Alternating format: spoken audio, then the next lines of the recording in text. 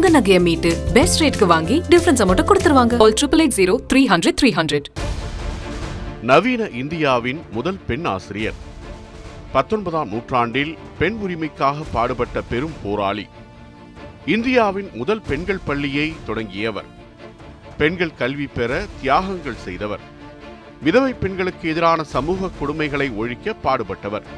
கைவிடப்பட்ட குழந்தைகளுக்காக உறைவிடப் பள்ளியை நடத்தியவர். பிளேக் எனும் தொற்று நோயால் பாதிக்கப்பட்டவர்களுக்காக மருத்துவமனை அமைத்தவர். தொற்று நோயாளிகளுக்கு நேரடியாக சேவை செய்து மரணத்தை தழுவியவர். இத்தனை பெருமைகளுக்கும் உரியவர் யார் தெரியுமா? அவர்தான் சாவித்ரிபாய் பூலே. அவரது வாழ்க்கை சொல்லும் செய்தி என்ன? விரிவாக பார்ப்போம். மகாராஷ்டிர மாநிலத்தின் சத்தாரா மாவட்டத்தில் உள்ள நைகான் என்னும் சிற்றூரில் காண்டோஜி நைவஸ் பட்டேல் லட்சுமிபாய் தம்பதியருக்கு 1831ஆம் ஆண்டு பிறந்தவர் சாவித்ரிபாய். இவரது தந்தை அந்த கிராமத்தின் தலைவராக இருந்தவர். செல்வச் செழிப்பு மிக்க குடும்பம் இவர்களுடையது. அந்த கால வழக்கப்படி சிறு வயதிலேயே சாவித்ரிபாய்க்கு திருமணம் நடந்து முடிந்தது. அப்போது அவருக்கு வயது 9. சாவித்ரிபாயை மணந்த மணமகன் பின்னாளில் மகாத்மாவாக போற்றப்பட்ட ஜோதிராவ் பூலே. திருமணத்தின் போது ஜோதிராவ் பூலேவுக்கு வயது 13. 1840ஆம் ஆண்டு நடந்த இந்த திருமணத்திற்கு பிறகு சாவித்ரிபாய் பூலேவாக அறியப்படலானார். சாவித்ரிபாய் பூலே தனித்தன்மை மிக்கவர் என்ற போதிலும் அவரது வாழ்க்கை கணவர் ஜோதிராவ் பூலேவின் வாழ்க்கையில் இருந்து பிரித்து பார்க்க முடியாதது. பெண் கல்விக்காக பாடுபட்டவராக, பட்டியல் சமூகத்தைச் சேர்ந்த மக்களின் முன்னேற்றத்திற்காக உழைத்தவராக, சாதிய பாகுபாடுகளை களைய முதன்முதலாக வலிமையாக குரல் கொடுத்தவராக அறியப்படுபவர் சமூக சீர்திருத்தவாதி மகாத்மா ஜோதிராவ் பூலே. அவரது பாதையில் பயணித்து அவரோடு இணைந்து செயல்பட்டு அவருக்கு பிறகும் அந்த பாதையில் பீடு நடை போட்டவர் சாவித்ரிபாய் பூலே. சிறு வயதிலேயே துணிச்சல் மிக்கவராக இருந்தவர் சாவித்ரிபாய். ஒருமுறை சிறுவர்கள் விளையாடிக் கொண்டிருந்த போது அவர்களில் ஒருவர் மரத்தின் மீது அமர்ந்திருந்தார். அப்போது அந்த மரத்தின் மீது பாம்பு ஒன்று ஏறி அந்த சிறுவனை நெருங்கியது. அப்போது அருகிலிருந்த மற்ற சிறுவர்கள் அலறினார்கள். ஆனால் சாவித்ரிபாயோ துணிச்சலுடன் செயல்பட்டு பாம்பை கையால் பிடித்து அப்புறப்படுத்தினார். ஜோதிராவ் பூலேவின் பூர்வீகம் சத்தாரா மாவட்டத்தில் உள்ள கட்குன் என்ற கிராமம். தோட்ட வேலை மற்றும் பூவிற்கும் தொழிலை செய்யக்கூடிய சமூகத்தைச் சேர்ந்தவர்கள் இவர்கள். ஜோதிராவின் கொள்ளுத்தாத்தா மராட்டிய மன்னரான 2ஆம் பாஜிராவின் அரண்மனைக்கு தேவையான பூக்களை வழங்குபவராக இருந்து வந்தார். அவரது சேவையை கண்டு மகிழ்ந்த 2ஆம் பாஜிராவ் அவருக்கு 35 ஏக்கர் நிலத்தை இலவசமாக வழங்கினார். எனினும் அந்த நிலத்தை ஜோதிராவின் பெரியப்பா தனதாக்கிக் கொண்டார். வறுமையில் வாடிய ஜோதிராவ் பூலேவின் தந்தை கோவிந்தராவ் பூலே மனைவி சிம்னாபாய் மற்றும் தனது 2 குழந்தைகளுடன் பொருள் ஈட்டுவதற்காக புனேவுக்கு வந்தார். அந்த 2 குழந்தைகளில் ஜோதிராவ் பூலே இளையவர். ஜோதிராவ் பூலே கல்வியில் ஆர்வமிக்கவராக இருந்தார். எனினும் அவர் பிறந்த மாலி என்ற சாதியில் ஆண்களும் கூட அதிகம் படிக்கும் வழக்கம் இல்லை. இதனால் ஜோதிராவ் சிறு வயதிலேயே குடும்ப தொழிலை மேற்கொள்ளத் தொடங்கினார். எனினும் கல்வியில் ஜோதிராவ் பூலேவுக்கு இருக்கும் ஆர்வத்தை உணர்ந்த அவரது உறவினர்கள் அவர் தொடர்ந்து கல்வி பயில அனுமதிக்கும்படி கோவிந்தராவ் பூலேவிடம் எடுத்துரைத்தார்கள். இதன் காரணமாக புனேயில் ஸ்காட்டிஷ் மிஷன் உயர்நிலைப் பள்ளி என்ற ஆங்கில வழி பள்ளியில் சேர்ந்து ஜோதிராவ் கல்வியை தொடர்ந்தார். ஜோதிராவ் பூலேவின் குடும்பம் புனே நகரில் இருந்ததால் திருமணத்திற்கு பிறகு சாவித்ரிபாய் பூலே புனே நகரில் குடும்பத்துடன் வசிக்கத் தொடங்கினார். ஜோதிராவ் பூலேவின் வாழ்க்கையில் 1848ஆம் ஆண்டு நிகழ்ந்த ஒரு சம்பவம் அவருக்கு மிகப்பெரிய திருப்பு முனையாக அமைந்தது. அந்த சம்பவம்தான் அக்காலத்தில் நிலவிய சாதிய ஏற்றத்தாழ்வின் கோர முகத்தை உள்ளது உள்ளபடி அவருக்கு உணர்த்தியது. அப்போது ஜோதிராவ் பூலேவுக்கு வயது 21. உயர் சாதியைச் சேர்ந்த தனது நண்பர் ஒருவரின் திருமண ஊர்வலத்தில் அவர் கலந்து கொண்டார். உயர் சாதியரின் திருமண ஊர்வலத்தில் கீழ் சாதியைச் சேர்ந்த ஒருவர் கலந்து கொள்வதா என எண்ணிய அந்த நண்பரின் பெற்றோர் அதற்காக ஜோதிராவ் பூலேவை கடுமையாக கண்டித்து அவமானப்படுத்தினர். இது போன்ற நிகழ்ச்சிகளில் பங்கேற்காமல் ஒதுங்கி இருக்க வேண்டும் என்பது கூட தெரியாதா என சுடுசொற்களால் வசைப்பாடினர். இந்த சம்பவம் ஜோதிராவ் பூலேவின் நெஞ்சில் ஆழமான வேதனையை ஏற்படுத்தியது. சமூகத்தில் சாதிய பாகுபாடு எந்த அளவு வேரூன்றி இருக்கிறது என்பதை நேரடி அனுபவத்தின் மூலம் உணர்ந்து கொண்ட பூலே அது பற்றி ஆழமாக சிந்திக்க தொடங்கினார். சாதிய ஏற்றத்தாழ்வை போலவே அந்த காலத்தில் நிலவிய பெண்ணடிமைத்தனமும் ஜோதிராவ் பூலேவிற்கு மிகப்பெரிய வேதனையை ஏற்படுத்தியது. மேல் சாதி கீழ் சாதி என எந்த வேறுபாடும் இல்லாமல் அனைத்து சாதிகளைச் சேர்ந்த பெண்களும் மரியாதை குறைவாக நடத்தப்படுவதை அவர் கண்டார். அதிலும் குறிப்பாக இளம் வயதிலேயே கணவனை இழந்து விதவையான பெண்கள் மொட்டையடிக்கப்பட்டு குடும்பத்தினராலேயே ஒதுக்கப்படுவதை அவர் அறிந்தார். கணவனை இழந்த சிறுமிகளின் வாழ்க்கை இருட்டில் தள்ளப்படுவதை அவரால் தாங்கிக் கொள்ள முடியவில்லை. ஒட்டுமொத்த மனித இனத்திற்கும் அவமானத்தை அளிக்கும் தீண்டாமை, சாதிய ஏற்றத்தாழ்வு, பெண் அடிமைத்தனம் ஆகியவற்றை கல்வியால் மட்டுமே போக்க முடியும் என்பதை உணர்ந்த ஜோதிராவ் பூலே கல்வி கற்பதற்கான வாய்ப்பு குறைவாக இருந்த பெண்களுக்காகவும் சூத்திரர்களாக நடத்தப்பட்டவர்களுக்காகவும் பள்ளிக்கூடங்களை தொடங்க முடிவெடுத்தார். குறிப்பாக பெண்களுக்கான பள்ளிக்கூடத்தை முதலில் நிறுவ அவர் விரும்பினார். இந்திய மண்ணில் வேத காலத்திலேயே பெண்கள் கல்வி அறிவு பெற்றவர்களாக இருந்தார்கள் என்பதற்கான சான்றுகள் உள்ளன என்ற போதிலும் இங்கு நிகழ்ந்த பல்வேறு படையெடுப்புகளால் பெண் கல்வி கடுமையாக பாதிக்கப்பட்டிருந்த காலகட்டம் அது. இதனால் பெண்களுக்கென தனி பள்ளிக்கூடம் நிறுவுவது என்பது அன்றைய காலகட்டத்தில் சமூக ஒழுங்குக்கு எதிரான ஒரு நடவடிக்கையாகவே பார்க்கப்பட்டது. அத்தோடு கல்வி கற்பிக்கும் பணி பிராமணர்களுக்கானதாக இருந்து வந்ததால் சூத்திரராக அடையாளப்படுத்தப்பட்ட ஜோதிராவ் பூலே அதை கையில் எடுப்பதை அன்றைய சமூகம் கடுமையாக எதிர்த்தது. இதன் காரணமாக கோவிந்தராவ் பூலே தனது மகனை வீட்டை விட்டு வெளியே செல்லுமாறு கடிந்து கொண்டார். இதனால் ஜோதிராவ் பூலே தனது மனைவியுடன் வீட்டை விட்டு வெளியேறினார். ஜோதிராவ் பூலேவுக்கு நெருங்கிய நண்பர் ஒருவர் இருந்தார். அவரது பெயர் உஸ்மான் ஷேக். வீட்டை விட்டு வெளியே வந்த பூலே தம்பதியருக்கு அவர் தனது இல்லத்தில் இடம் கொடுத்தார். உஸ்மான் ஷேக்கின் சகோதரி ஃபாத்திமா ஷேக் சாவித்திரிபாய்க்கு நெருங்கிய தோழியாக மாறினார். சமூகத்தின் கடுமையான எதிர்ப்பு காரணமாக ஜோதிராவ் பூலே தொடங்க திட்டமிட்டிருந்த பள்ளிக்கூடத்தில் கல்வி கற்பிக்க ஆசிரியர்கள், அதாவது ஆண் ஆசிரியர்கள் யாரும் முன்வரவில்லை. இதனால் ஜோதிராவ் பூலே ஒரு முடிவுக்கு வந்தார். தனது மனைவியையே ஆசிரியராக்க முடிவு செய்தார். கல்வி அறிவு பெற்றிராத தனது மனைவிக்கு தானே கல்வி புகட்டத் தொடங்கினார். தனது கணவரின் விருப்பத்தில் இருக்கும் நியாயத்தை உணர்ந்தவரான சாவித்திரிபாய் பூலே அவரது முயற்சிகளுக்கு உறுதியுடன் துணை நிற்க முடிவெடுத்தார். கணவரையே ஆசானாக கொண்ட சாவித்திரிபாய் மிகுந்த ஆர்வத்துடன் கல்வி கற்க தொடங்கினார். அடிப்படை கல்வியை தனது கணவர் மூலம் கற்ற சாவித்திரிபாய் ஆசிரியர் பயிற்சியை மராட்டியத்தின் அகமது நகரில் அமெரிக்கன் மிஷனரியால் நடத்தப்பட்ட சிந்தியா ஃபேரர் என்ற கல்வி நிறுவனத்திலும் புனேவில் இருந்த நார்மல் ஸ்கூல் என்ற கல்வி நிறுவனத்திலும் பயின்றார். அவர் ஆசிரியர் பயிற்சியை பெற பேருதவி புரிந்தவர்கள் ஜோதிராவ் பூலேவின் நண்பர்களான சக்காராம் யஷ்வந்த் பரஞ்ச்பி மற்றும் சேசவ் சிவராம் பவல்கர் ஆகியோர். தனது அண்ணன் அளித்த ஊக்கம் காரணமாக சாவித்திரிபாயோடு சேர்ந்து ஃபாத்திமா ஷேக்கும் நார்மல் ஸ்கூலில் ஆசிரியர் பயிற்சியை பெற்றார். படித்து முடித்து ஆசிரியைக்கான அனைத்து தகுதிகளோடு வெளியே வந்தார் சாவித்திரிபாய் பூலே. ஆனால் அப்போது அவர் நினைத்திருக்கவில்லை இனிமேல்தான் தனக்கு மிகப்பெரிய சவால் காத்திருக்கிறது என்பதை. ஜோதிராவ் பூலேவும் சாவித்திரிபாய் பூலேவும் இணைந்து 1848ஆம் ஆண்டு வெற்றிகரமாக பெண்களுக்கான பள்ளிக்கூடத்தை புனே நகருக்கு அருகே உள்ள விடேவாடாவில் தொடங்கினார்கள். தற்போது ஆசிரியை தயார், பள்ளிக்கூடமும் தயார். ஆனால் மாணவிகள் பலரும் தங்கள் பெண் குழந்தைகளை அந்த பள்ளிக்கு அனுப்ப தயங்கினார்கள். அந்த பள்ளிக்கு என்று சொல்வதை விட பள்ளிக்கு என்று சொல்வதே சரியாக இருக்கும். எனினும் ஜோதிராவ் பூலே மற்றும் சாவித்திரிபாய் பூலேவின் தீவிர முயற்சியின் காரணமாக 9 மாணவிகளுடன் பள்ளிக்கூடம் செயல்பட தொடங்கியது. பள்ளியின் ஆசிரியையாக சாவித்திரிபாய் பூலே பாடம் எடுக்க தொடங்கினார். அப்போது சத்தமின்றி ஒரு வரலாறு நிகழ்ந்தது. ஆம், நவீன இந்தியாவின் முதல் பெண் ஆசிரியராக உருவெடுத்தார் சாவித்திரிபாய் பூலே.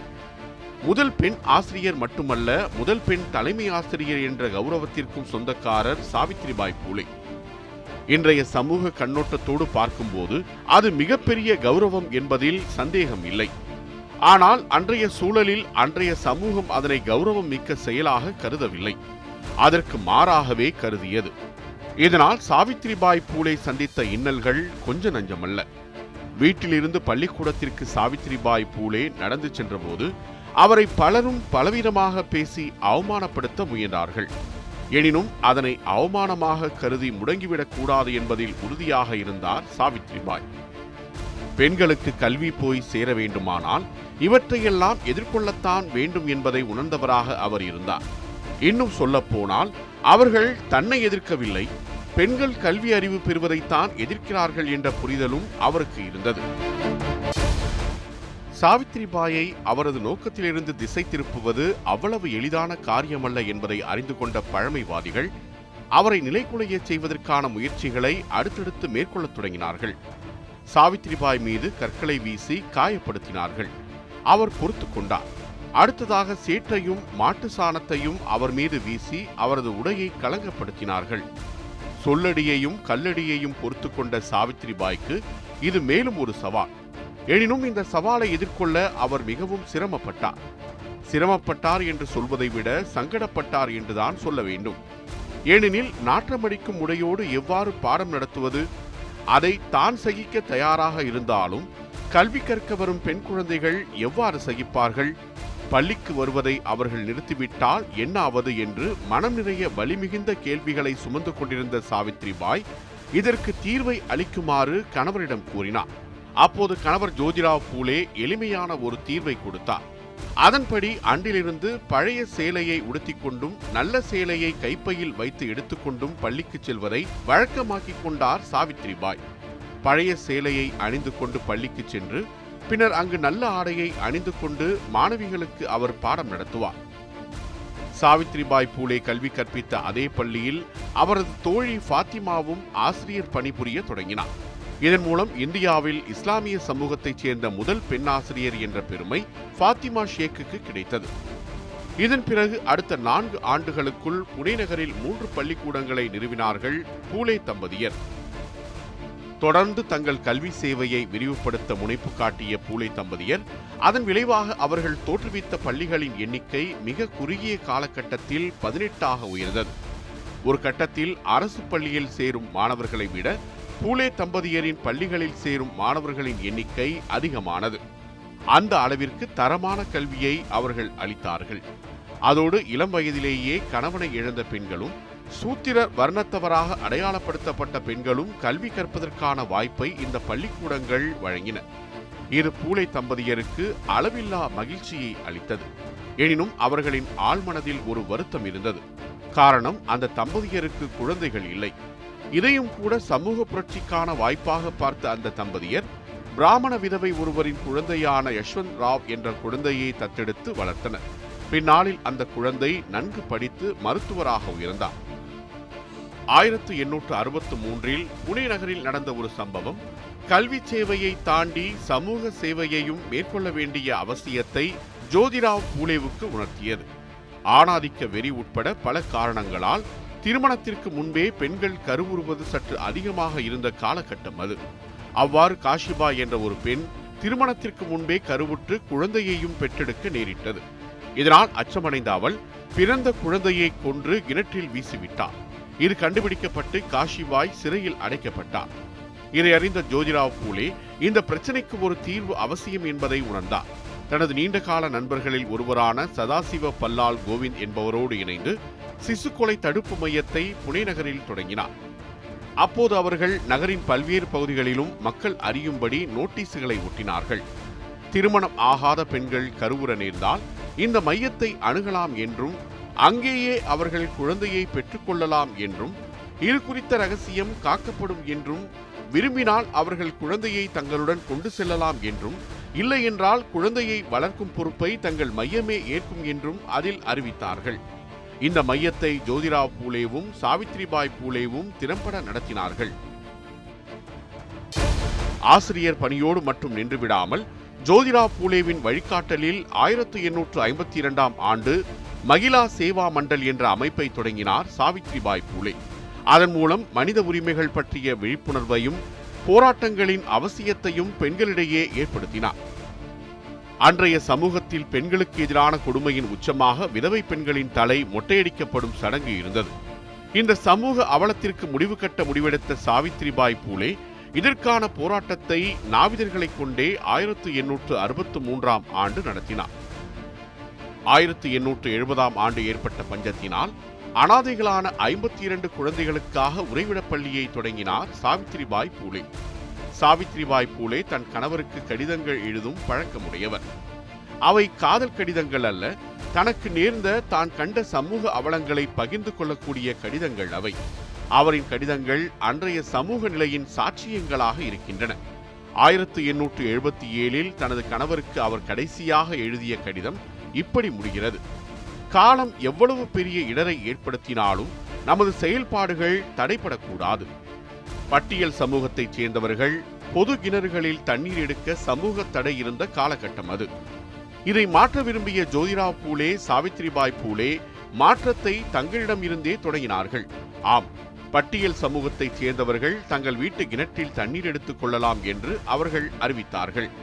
இதன் மூலம் சமூக சீர்திருத்தத்திற்கான அடையாளமாக ஜோதிராவ் பூலே, சாவித்ரிபாய் பூலே தம்பதியர் அறியப்படலாயினர்.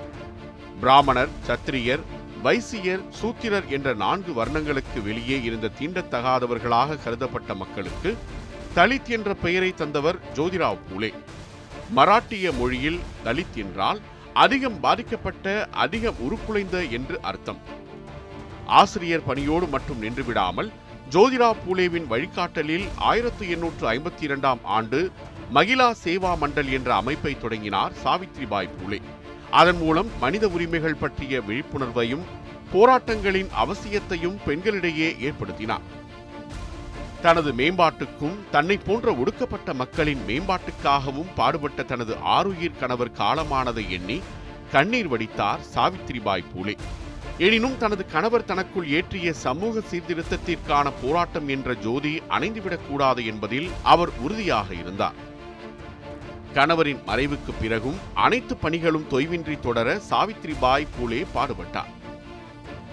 தற்போது கொரோனா எனப்படும் கோவிட்-19 தொற்று நோய் உலகையே அச்சுறுத்திக் கொண்டிருப்பது போல் 1897 பிளேக் எனும் தொற்று நோய் மிகப்பெரிய பாதிப்பை ஏற்படுத்தியது. தற்போது இருப்பது போல் சுய ஆட்சி அப்போது இல்லாததாலும் சுகாதாரத்துறையின் வளர்ச்சியின்மையாலும் ஏராளமான மக்கள் கொத்து கொத்தாக உயிரிழந்தார்கள். சாவித்ரிபாய் பூலேவின் தாய் உள்ளம் இதைக் கண்டு மிகுந்த வேதனை அடைந்தது. தனது வளர்ப்பு மகனும் மருத்துவருமான யஷ்வந்துடன் இணைந்து ஒரு மருத்துவமனையை அமைத்தார். புனேக்கு அருகிலுள்ள சாசனே மலா என்ற ஊருக்கு வெளியே தொற்று நோய் பாதிப்புக்கு உட்படாத இடத்தில் அந்த மருத்துவமனை அமைக்கப்பட்டது. பிளேக் நோயால் பாதிக்கப்பட்டவர்களை அம்மருத்துவமனை அழைத்துச் சென்று அங்கு அவர்கள் சிகிச்சை பெறுவதற்கான நேரடி களப்பணியில் இறங்கினார் சாவித்ரிபாய் பூலே. தனக்கும் தொற்று ஏற்படலாம் என்று தெரிந்தும் தன் உயிரை பொருட்படுத்தாது பாதிக்கப்பட்டவர்களுக்கு சேவை செய்தார். இதனால் அவரும் தொற்று நோயால் பாதிக்கப்பட்டார். தொற்றிலிருந்து குணமாக தொடர் சிகிச்சை அளிக்கப்பட்டது. எனினும் சிகிச்சை பலனின்றி 1897 ஆண்டு மார்ச் 10 சாவித்ரிபாய் பூலே காலமானார். கல்வியாளரான சாவித்ரிபாய் பூலே அற்புதமான கவிஞராகவும் விளங்கினார். இவர் எழுதிய கவிதைகள் தொகுக்கப்பட்டு கவிதை மலர்கள் என்பதாக புத்தகம் வெளியிடப்பட்டது.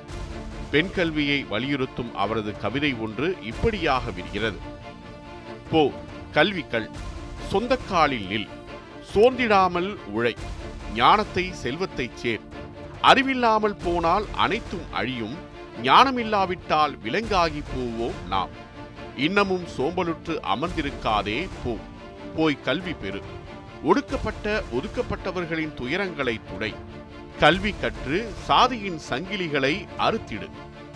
சாவித்ரிபாய் பூலே முன்னேறும் பெண்களுக்கான ஆதர்ச நாயகியாக இந்தியாவில், குறிப்பாக மகாராஷ்டிராவில் பார்க்கப்படுகிறார். அவரது பிறந்த தினத்தை பெண் குழந்தைகள் தினமாக மகாராஷ்டிர அரசு கொண்டாடி வருகிறது. அதோடு பெண் சமூக சீர்திருத்தவாதிகளை சிறப்பிக்கும் வகையில் மகாராஷ்டிர அரசு சாவித்ரிபாய் பூலே பெயரில் விருதும் வழங்கி வருகிறது. இந்திய அஞ்சல் துறை இவர் நினைவாக மார்ச் 10, 1998 அன்று ஒரு அஞ்சல் தலை வெளியிட்டது. புனே பல்கலைக்கழகத்தின் பெயர் கடந்த 2015 சாவித்ரிபாய் பூலே பல்கலைக்கழகம் என மாற்றப்பட்டது. சாவித்ரிபாய் பூலே வெறும் பெயர் அல்ல, அது பெண் கல்விக்கான, முற்போக்கு சிந்தனைக்கான, மாற்றத்திற்கான, சமூக சேவைக்கான அடையாளம்.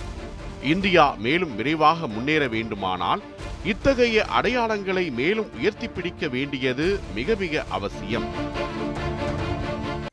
நியூஸ் 7 தமிழ் தொலைக்காட்சியை talk TV, SCB, TCCL, VK digital, Aadhaar, Jack TV, Akshaya digital ஆகிய கேபிள் கனெக்ஷன்களிலும், Airtel, Tata sky, Sun direct ஆகிய DTHகள் உட்பட அனைத்து முன்னணி கேபிள் கனெக்ஷன்களிலும் காணலாம்.